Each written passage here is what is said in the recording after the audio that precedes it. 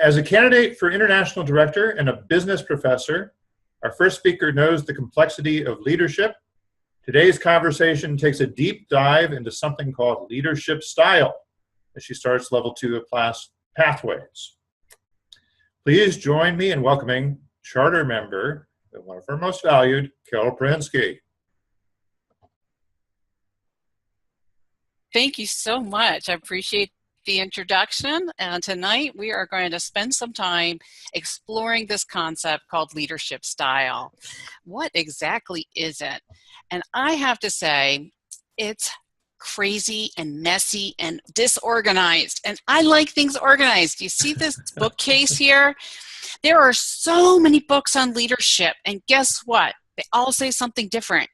They're all organized different, even by the same author. How do we make sense of this topic? Well, tonight we're just looking at something called style. And so we're going to expand on it. I'm going to pull out some information that is in one of my favorite books.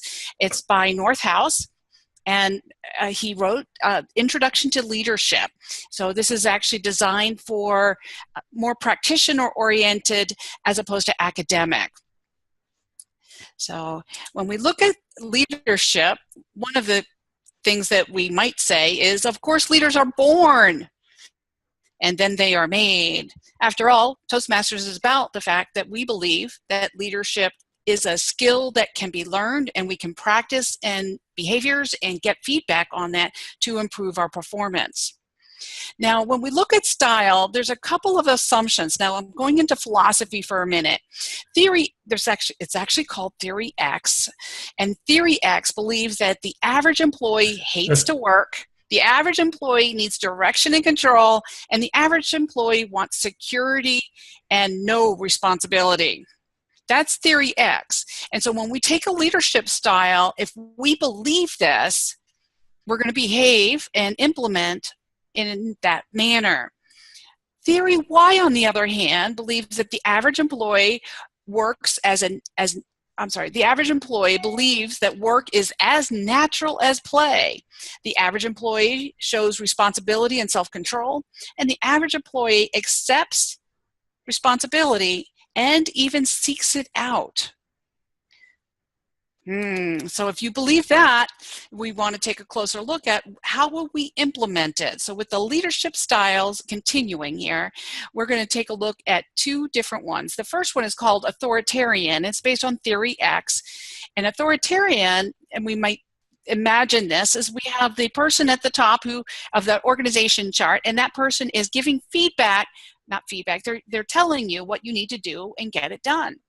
They see themselves as directors, and they're coordinating the different people and saying, go do that and go do that.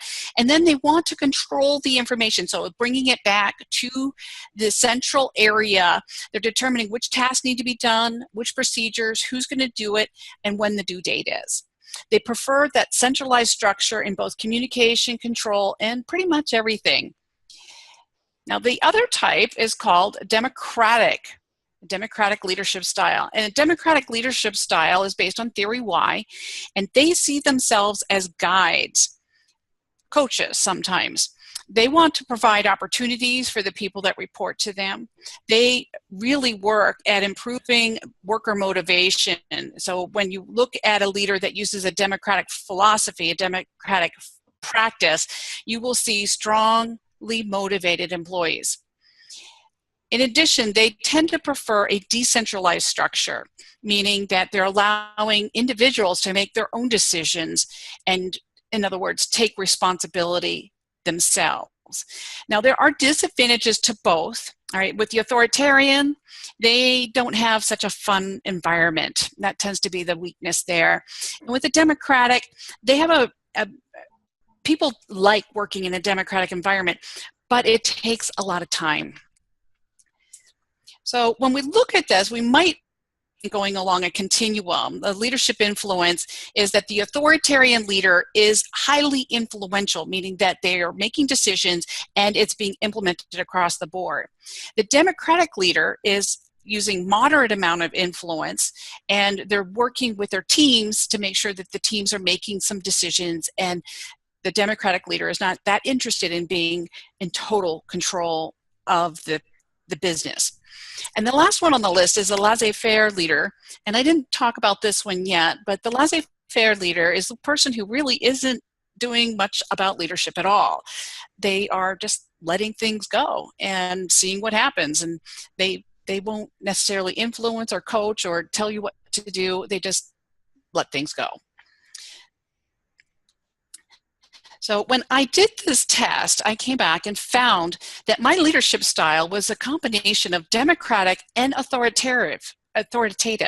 Now that might sound a little strange, but if we look at that continuum we had on the previous slide, it suggests that I'm somewhere between the two, that I find times where I am democratic and there are certain environments that I want to be democratic. And there are other times that I will fill the role of authoritarian leadership. So this test in the level 2 of pathways is actually a lot of fun, and I've enjoyed taking it to be able to get these results. So I'm encouraging you to continue the path and try this, figuring out what your leadership style is.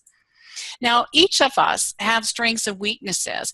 Now, what I listed, I've tried to focus on some of the strengths of each of these different styles, but recognize that no matter what, they also represent the weakness. And this is a irony, if you will, that we have the same strength can be interpreted as a weakness. And so we need to be balanced in how we do business, how we are leading people.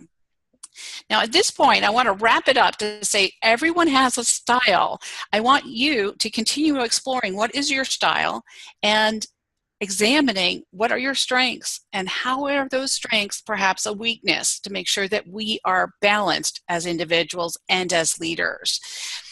Now, I happen to be doing this as a webinar today, and so if you have additional information or would like to contact me, feel free to reach out. Thanks so much, and passing it back to you, Mr. Toastmaster.